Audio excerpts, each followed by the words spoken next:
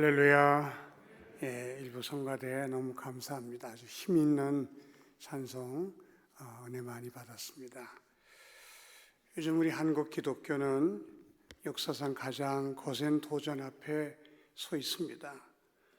코로나19로 인한 영적 침체와 함께 외부적으로는 기독교에 대한 신뢰도 하락으로 기독교의 영향력은 극소화되고 있습니다.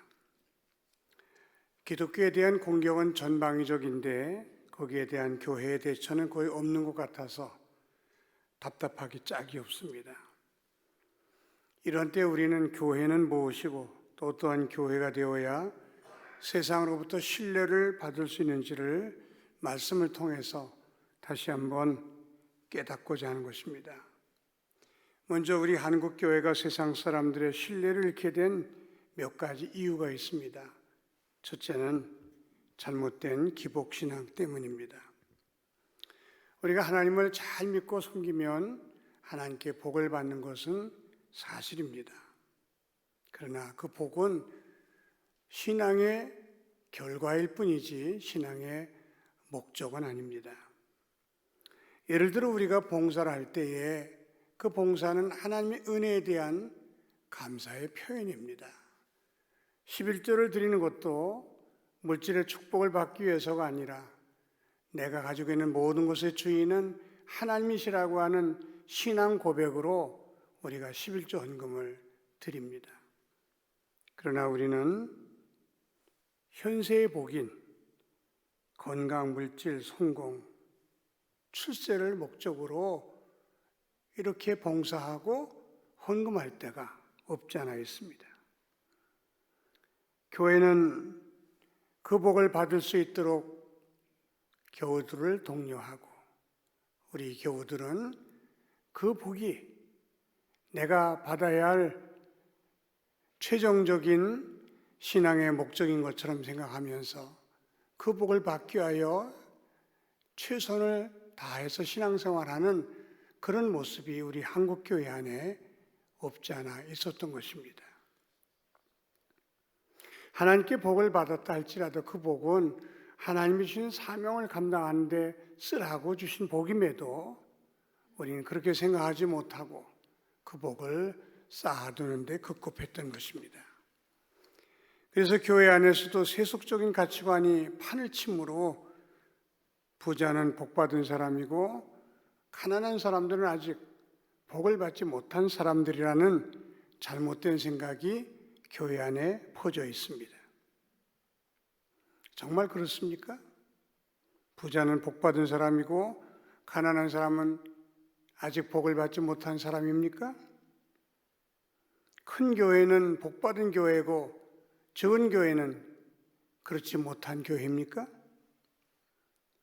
교회 안에 있는 이 물질제일주의 그리고 성장제일주의가 한국교회를 타락시켰고 우리 성도들을 하나님으로부터 또 세상 사람들로부터 신뢰받지 못하게 되는 주된 원인이 되었던 것입니다. 한국교회가 범했던 두 번째 잘못은 교회와 사회를 분리했던 이분법적 사고방식 때문입니다. 교회는 거룩하고 세상은 악하다고 하는 생각 때문에 교인들의 활동 무대는 자연히 교회 안으로 국한될 수밖에 없었습니다. 교회는 인적, 재정적으로 많은 힘을 가지고 있었지만 세상을 섬기는 일에는 거의 힘을 쓰지 않고 오직 전도와 선교에 힘쓰므로 교회의 성장에만 힘쓰므로 세상 사람들의 외면을 당하게 된 것입니다. 오늘 말씀은 그런 상황 속에서 교회는 무엇이고 교회는 어떠한 교회가 되어야 하는지를 잘 말씀해 주고 있는 본문입니다. 먼저 본문은 너희는 세상의 소금이라고 가르쳐 주고 있습니다. 여기서 너희라는 말씀은 예수를 믿는 모든 사람을 가리키는 말씀이고 한 걸음 더 나아가 교회를 가리키는 말씀입니다. 너희는 세상의 소금이니 소금이 맛을 잃으면 무엇으로 짜게 하리요? 후에는 아무 쓸데없어 다만 밖에 버려져 사람들에게 밟힐 뿐이니라. 교회는 세상의 소금인데 소금이 맛을 잃으면 밖에 버려서 사람들에게 밟히듯이 교회가 교회의 맛을 잃어버리면 세상 사람들에게 밟히는 수모를 당하게 된다는 말씀입니다.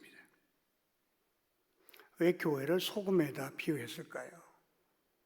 소금의 첫째가는 기능은 맛을 내는 데 있습니다. 음식하는 사람들이 가장 신경 쓰는 것이 간을 맞추는 일입니다.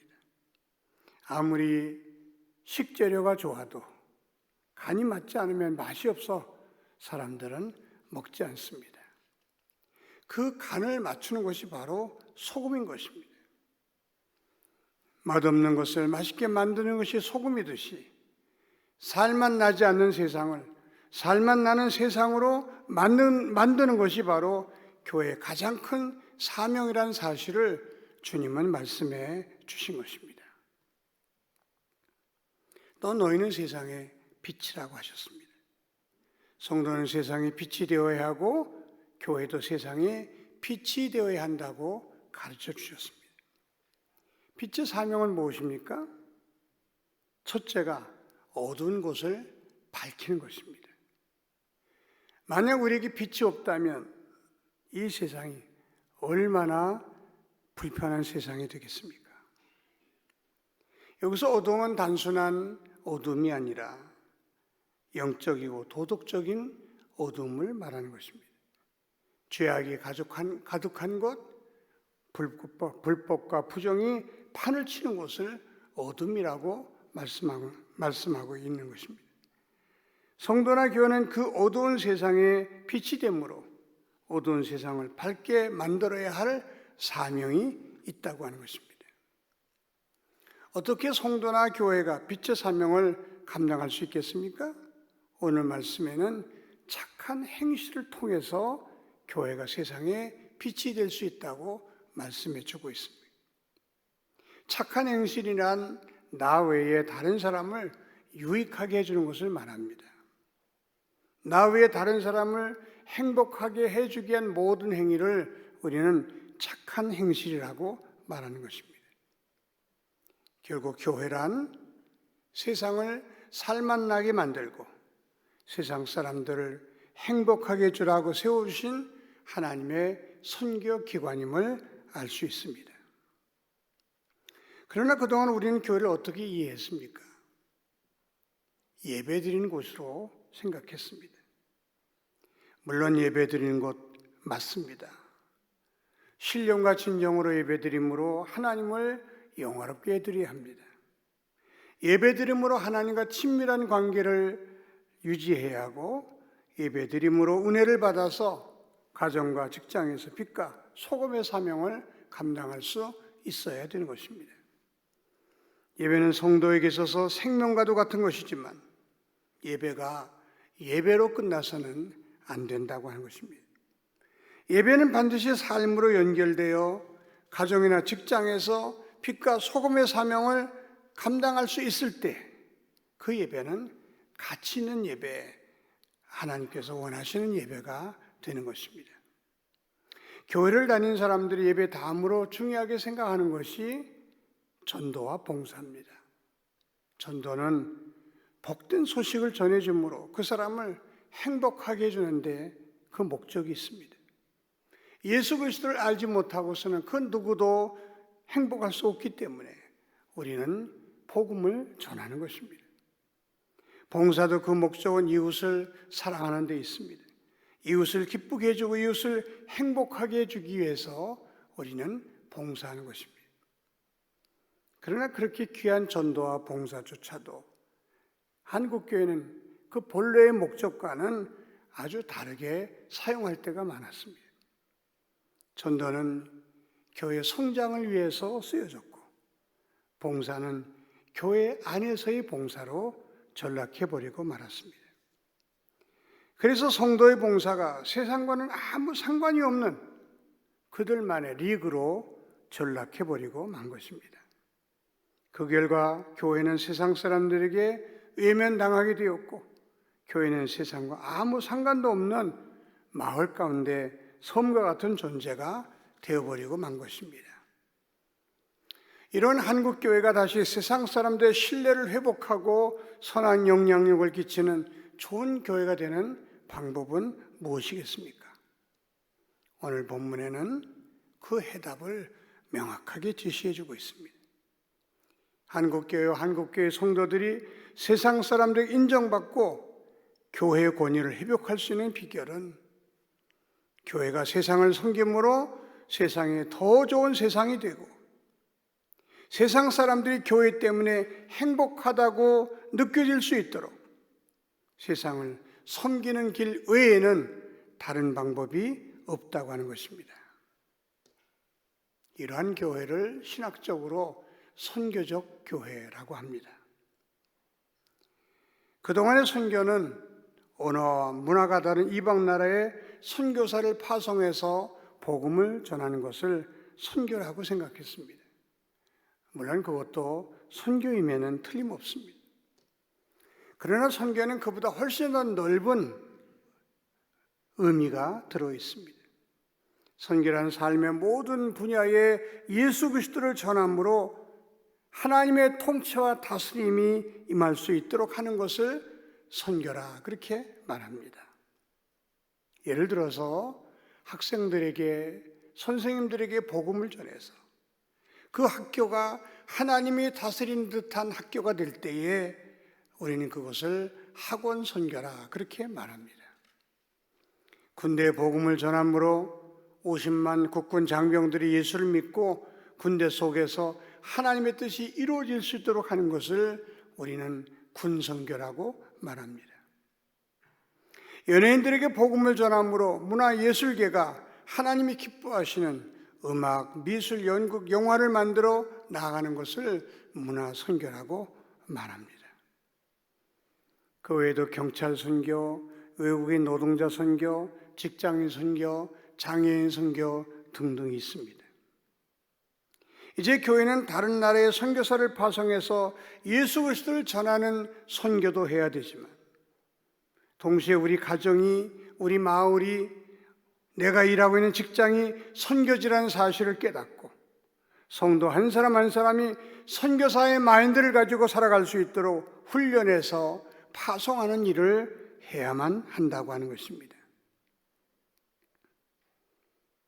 이런 사실을 일깨워준 사람이 영국의 신학자 뉴 비긴이라는 사람입니다.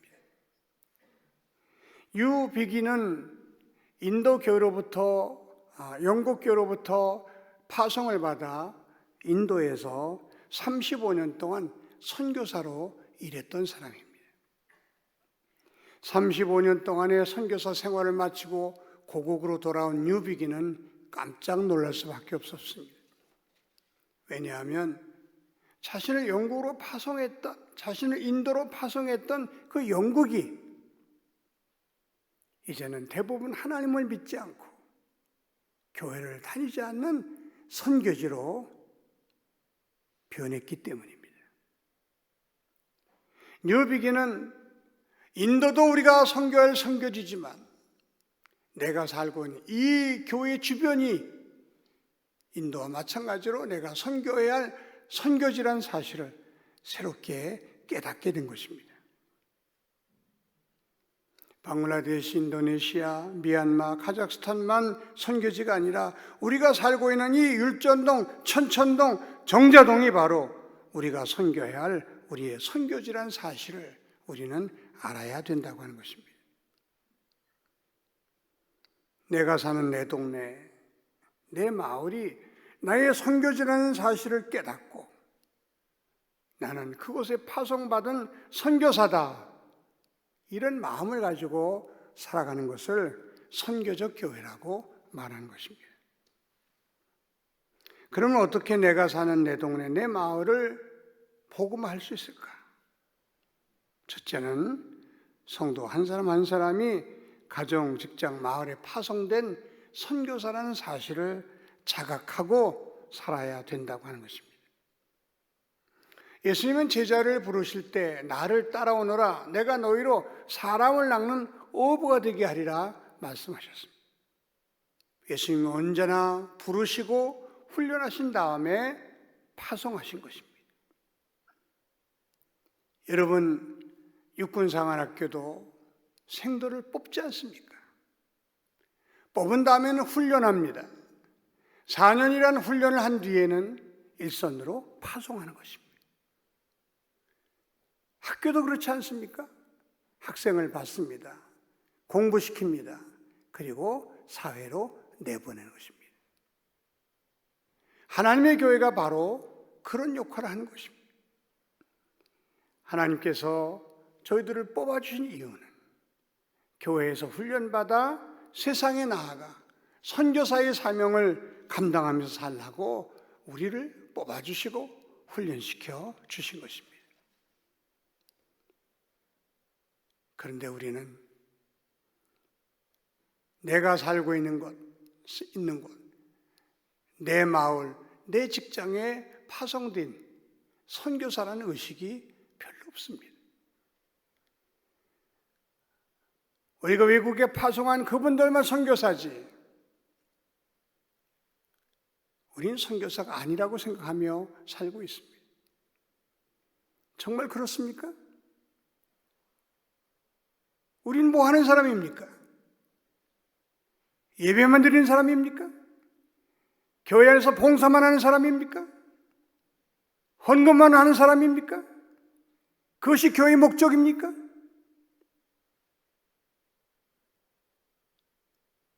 너희는 세상의 빛이고 너희는 세상의 소금이라. 교회는 세상을 위해서 존재하는 것이지 교회가 교회 자체를 위해서 존재하는 것은 아닙니다.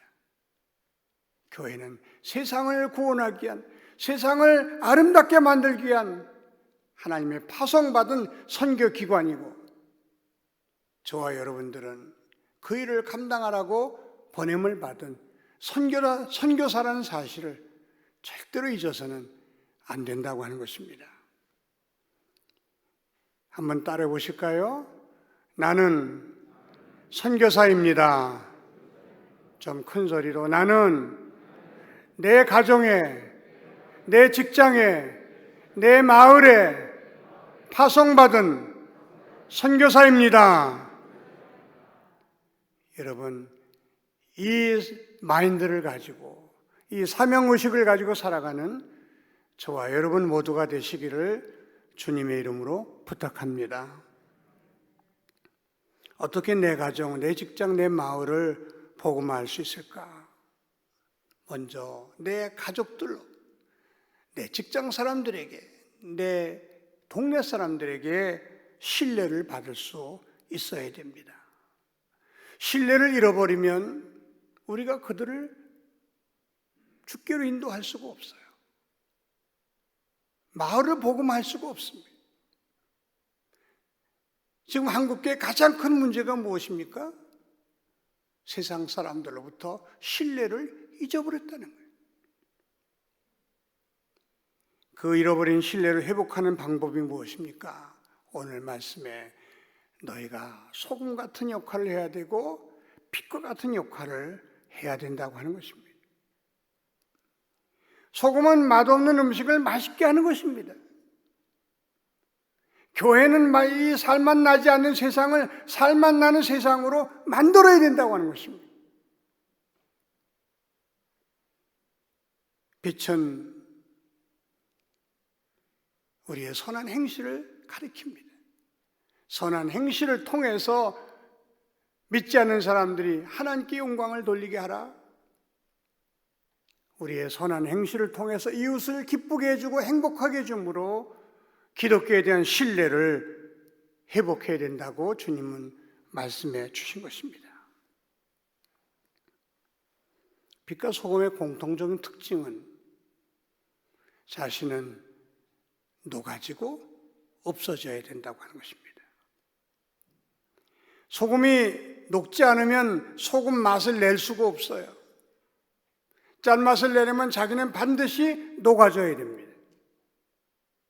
빛을 발하려면 나무는 타서 없어져야 됩니다. 자신은 타서 없어질 때 비로소 빛을 발할 수가 있는 것입니다. 가정에서도 내가 죽어야 가정이 편안해지는 것입니다. 직장에서 내가 희생할 때 그리스도인의 아름다운 모습을 보일 수 있는 것입니다. 마을에서 교회가 헌신적으로 손해보며 섬길 때에 비로소 잃어버린 신뢰를 회복할 수 있는 것입니다. 선교적 교회의 특징 중에 하나는 지역 사람들과의 소통과 친교를 중요시 한다고 하는 것입니다. 과거에는 교회가 담을 쌓고 세상 사람들과 거의 소통하지 않았습니다. 그들과 친밀한 교제를 나눈 적이 별로 없습니다. 우리 교인들끼리만 모여서 우리들끼리만 친하게 지내고 우리들끼리만 서로 사랑하면서 살았던 고립된 집단이 되었던 것이 사실입니다. 그러나 이제는 지역 주민을 잠재적 교인으로 생각해서 그들을 가까이 하고 그들과 친하게 지내고 그들과 많은 소통을 통해서 친교 있는 전도, 친교 속에서 이루어지는 전도를 교회가 해야 할 때가 되었다고 하는 것입니다. 그동안에는 아무런 친교도 없이 아무런 소통도 없이 그저 우리 교회 오라고 예수 믿으라고 우리가 전도했습니다. 이제 우리 교회는 지역과 소통하고 지역 사람들과 친하게 지내서 지역 사람들은 교회를 좋아하고 교회는 지역을 섬기면서 지역과 교회가 하나 될 때에 우리는 폭넓게 그들을 전도할 수 있고 주님께로 인도할 수가 있는 것입니다. 이제 말씀을 정리합니다. 신뢰가 땅에 떨어져서 전도할 용기가 나지 않는 요즘 시대에 너무 세상 사람들의 손가락질 당하고 비난을 당하는 이때에 우리 한국교회가 우리 성도들이 해야 할 일이 무엇이겠습니까? 소금처럼 내가 사는 이 지역을 조금이라도 나은 세상으로 만들고 살맛 나는 세상으로 만들어 나갈 때 잃어버린 신뢰를 회복할 수가 있는 것입니다. 내가 빛이 되어서 다른 사람을 기쁘게 해주고 행복하게 해줄 때, 다른 사람을 유익하게 해줄 때 세상 사람들은 비로소 교회에 대한 신뢰를 회복하게 되고 저와 여러분을 예수 믿는 사람으로 인정해주며 믿어주게 되는 것입니다. 이제 우리 한 사람 한 사람이 세상에 파송된 선교사임을 자각하고 선교사의 마인드를 가지고 가정과 직장과 마을을 섬기는 하나님의 일꾼들이 될 수 있기를 바랍니다. 교회의 존재 이유는 교회를 위해서 존재하는 것이 아니라 우리가 전도하고 봉사하는 것이 우리 교회만을 위해서 교회 안에서만 해야 되는 전도와 봉사가 아니라 정말 세상을 섬기고 지역을 섬기고 믿지 않는 사람들을 행복하게 해줌으로 말미암아 교회는 참 필요한 곳이다. 수원성 교회에 있어서 우리는 참 행복하다. 그들이 그렇게 느끼고 말해줄 수 있을 때까지 우리가 부지런히 그들을 섬겨나갈 때에 교회는 신뢰를 회복하게 되고 저와 여러분은 자랑스러운 하나님의 자녀들이 될 줄로 믿습니다. 이런 선교적 교회가 수원성 교회가 될 수 있기를 주님의 이름으로 축원합니다. 기도드리겠습니다. 하나님 아버지, 우리 한국 교회가 최악의 상황을 맞이하고 있습니다. 신뢰는 이제 땅에 떨어졌고 신뢰받지 못하는 집단이 되어서 세상 사람들의 비난과 손가락질 당하는 처참한 모습을 보이고 있습니다. 아버지, 이럴 때일수록 우리가 빛과 소금의 사명을 잘 감당해내는 우리 교회와 성도들 되게 하여 주시옵소서. 우리 성도들 때문에 가정이 살맛 나는 가정이 되고 직장이 일할 맛이 나는 직장이 되고 우리 동네가 정말 살맛 나는 동네가 될 수 있도록 수원성교회 우리 성도들을 통해서 역사하여 주시옵소서. 하나님, 우리 모든 성도들이 세상에 파송된 선교사인 줄 깨닫고 선교사의 마인드를 가지고 하루하루를 살아가는 하나님의 사람들 되게 하여 주시옵소서. 예수님의 이름으로 기도하옵나이다. 아멘.